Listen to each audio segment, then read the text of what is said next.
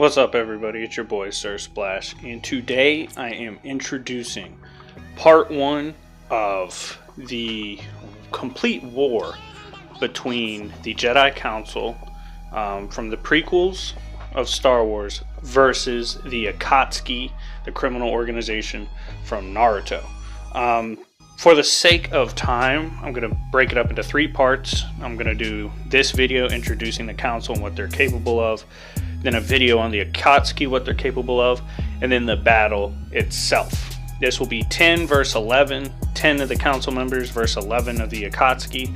I'm going to go over the 10 Jedi members here. I'm going to try to touch on each one pretty efficiently. Kind of have to go over the lesser known ones more. And whatever I don't cover here will be explained in the battle, so don't worry about it. Anyways, let's go ahead and get right into how strong the Jedi Council squad is. So, first up I'm introducing is Agent Kolar. He is a Zabrakian Jedi Master. This is important because Zabraks are actually naturally superior to Star Wars humans. These would include the likes of Darth Maul in their race, so you know they're extra durable, a little more physically adept and gifted. 4 feats for Agent. Physically, he's been able to beat up a team of bounty hunters without any difficulty at all. He easily kept up with Quinlan Vos in combat, a fellow Jedi Master and an esteemed Jedi Knight, who was sent on many perilous missions in the Clone Wars era. His blade, it seems like an afterimage even against similarly speedy opponents. He is adept at force push. He can hurl multiple droids with ease, and he actually even ragdolled Quinlan Vos. He scales above Quinlan Vos, who was so talented he was deemed worthy of pursuing Count Dooku himself in a kill mission. It's actually a very good novel. He defeated Vos in combat, as well as Vos beat Sora Bulk, who is a former lightsaber instructor and lightsaber master, and a Vapad user, the same technique Mace Windu uses.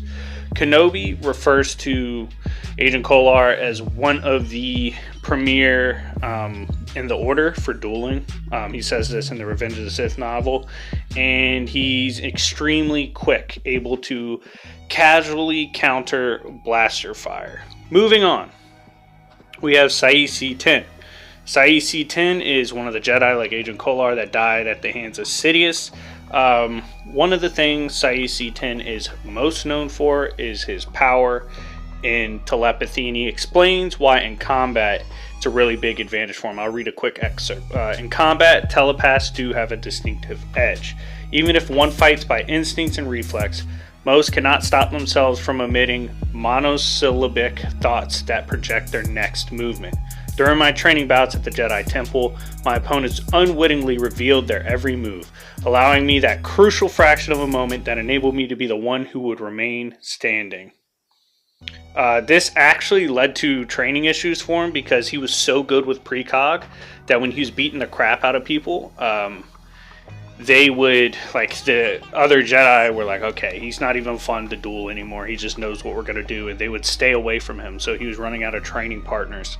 As well as his foresight and projection through the Force as far as mentally is so acute that even in lightspeed combat and lightspeed flight, he absolutely needs no assistance from navigation or anything of that sort to fight or travel. And it's stated he gets his information from stars themselves. He just reads them. Very attuned to the Force as far as what's around him. Like I said, he is high level precog, one of the few Jedi Masters who never took a Padawan, and he was known for his foresight and his ability to see the future. Casually, he scales above laser bolts and blocks them back even when carrying injured teammates. He was a prodigy in the Force. As he progressed in the Order, he was acknowledged as having one of the strongest Force abilities in all the Jedi. And he was a celebrated swordsman, so celebrated, in fact, Mace Windu deemed him worthy to accompany him to take down Sidious, but unfortunately they pulled up on the real one, that is Darth Sidious, and took the L. Moving on, we have Ki-Adi-Mundi, big head boy, big brain gang. Has 2 brains. He actually, for a while, in the Clone Wars, took Anakin under his wing. That's a fun fact not many people know. But anyways, let's go over what Ki-Adi-Mundi brings to the table. He actually has 2 brains, can think more, and is naturally intelligent. He's a certified brawler. And he's so fast, he scales to Qui-Gon and Obi-Wan in lightsaber speed. Qui-Gon, Obi-Wan, and Ki-Adi-Mundi stood with their backs pressed to one another, deflecting a hail of blaster bolts and tears poured into the plaza. The blades of their lightsabers, green, blue, and purple, moved faster than the eye could follow, blazing bright as novas. He was able to casually tank a full hit from Grievous with a kick, and those kicks have killed Jedi before. Very solid with telekinesis. He can lift up large ships, as well as blast people back with force waves. He has beast control, can actually mind trick beasts. A lot of Jedi can do that, and Ki-Adi-Mundi was actually pretty adept at it. He has force heal when he concentrates, and overall he was a valued soldier in the Clone Wars and a well-respected Jedi. Moving on, we have Obi-Wan Kenobi. This is pretty easy. I did a video on him recently. He is the user of Sarisu form, known as the Negotiator in the Clone Wars era. Obi-Wan Kenobi is one of the, if not the premier defensive duelist in all of Jedi history. He basically forms a shield with his Sarisu style and just waits for you to wear down and then takes you out. High level stamina, high level durability, can tank point blank explosions to the face like it's nothing. He is capable of deflecting thousands of blaster bolts at the same time. He can force crush droids. He can drop multi-ton machinery down on people casually. He can match Anakin briefly in the Force when he needs to. He has foresight, and he's actually one of the quicker Jedi, perhaps top 5 in his era, and was even hard to follow for Count Dooku in their final duel. Moving on, we have Kit Fisto. Fun fact, in the I believe it's the Cestus Deception or Betrayal. I'll actually pull that up right now. Cestus Deception. He sparred Obi-Wan Kenobi, who had already begun using Sarisu. So this is a very advanced Kenobi. And he had to constantly nerf himself in that fight and put himself in a disadvantage in order for it to be competitive. That is downright scary given that it's Obi-Wan Kenobi. Kit Fisto is one of the most physically gifted Jedi of his time. He was a better duelist than Attack of the Clones era Kenobi, pretty blatantly. He's even faster than Kenobi and considered a martial hurricane. When he's fighting, just blows through people way faster than Kenobi can. He was the only Jedi who could momentarily hang with Sidious besides Mace in combat, and he got distracted and died because of it. He also was able to easily beat Magna Guards, which have light speed processing speed. They're General Grievous's personal guards. And he constantly has to suppress himself in combat because he fears going to the dark side. And then in Revenge of the Sith, Kenobi actually implies he thinks Kit Fisto is above Anakin. He says, Anakin, why? The Masters are the best of the Order. What can you possibly do? He has precog, foresight, as well as he underwater gets a massive amp to the point you could argue he might even be Yoda tier, and he can throw massive balls of water energy, force amped underwater. I think it's kinetite, and destroy massive ships and fight fleets by himself underwater due to his Nautolan heritage. Moving on, we have Anakin Skywalker. Anakin is one of the most celebrated Jedi of all time, even though he, eventually became Darth Vader, but whatever. He's one of the most skilled duelists, actually was able to beat Count Dooku in combat. He used Jim So, basically, his own form of Jim So, that was absolutely disgusting. Because he's one of the most physically gifted Jedi, arguably second, maybe first on this list. He would put up a stonewall defense and then return fire with brutal counters, power strikes compared to small meteors against Count Dooku. Force pushes, he can ragdoll. He even threw a ship into the sun once. I believe it was Dirge, he did that too. He can force choke, force crush. His force scream collapsed a Coliseum he was in with Dooku. And when he succumbs to his rage, he gets physical amps, speed amps more noticeably. And he's one of the scarier combatants on this list because of his ruthless nature and his propensity for violence to get the job done. Next up on the list, we have Plo Koon. Plo Koon is a fan favorite for most people. From the Clone Wars era, he's the one with the mask. He's the alien with the mask on his face.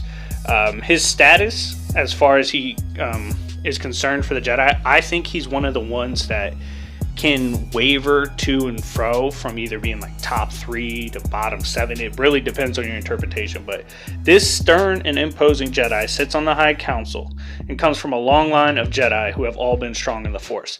So he's actually from a celebrated family lineage that puts him as a high caliber Jedi naturally. One of the 12 members of the Jedi Council, Plo Koon is a courageous warrior who comes from a long line of Jedi. One of the most militaristic and dangerous of the Jedi insurgents, Plo Koon served on the Jedi Council for more than 10 years. And fun fact for dueling wise, Maul actually put him in Mace Windu tier. He longed to battle one of the truly great Jedi warriors. Plo Koon perhaps, or Mace Windu. That would be a true test of skill. However, Maul's an idiot, so I wouldn't trust him for power scaling, but that gives you an idea of Plo Koon's reputation. In the new territories, Plo Koon broke the Separatist defenses at Yulander. This just demonstrates how good of a military strategist he was. He won several battles in the Clone Wars. He is a high-tier brawler. His hand-to-hand combat abilities are legendary. He was too fast against a group of thugs, alien thugs, and absolutely destroyed them in hand-to-hand. As far as the Force, he had a very practical, combative Force ability skill set. His Force push ability was actually very strong, and he can employ it without needing to face his target. He was able to casually collapse a giant tunnel by himself. He speed blitzed Aurra Sing, a Jedi killer, before she could even get a shot off. He killed an entire squadron of droids before a clone could say 3 words. He has a propensity for force heal, even on others. He fought off Asajj Ventress with a broken arm. His arm was broken. He sensed her movements, was able to fight her off. Is actually stated superior to Kit Fisto in mental force use. This was in Clone Wars adventures. And he can use his telekinetic skill even across the galaxy as far as communication. He also has alter environment, where he can manipulate the surroundings and the environment to his advantage. He manipulated the environment to create fog or ice. That's just an example. A Kel Dor, Plo Koon can control the environment to create fog or ice. He also has perfected his Force Lightning ability called Electric Judgment. Plo Koon was not only appointed to the Jedi Council, but apparently succeeded in perfecting the technique that he called Electric Judgment. Even when injured, he was also able to easily ragdoll Asajj Ventress with the Force, who's killed a multitude of Jedi over her time. Moving on, we have Shakti, my least favorite Jedi on the list, but I will admit she is no slouch. In The Force Awakens, Force Unleashed, it was stated her power and her connection was so strong that on her planet she could actually influence the nature of the entire planet.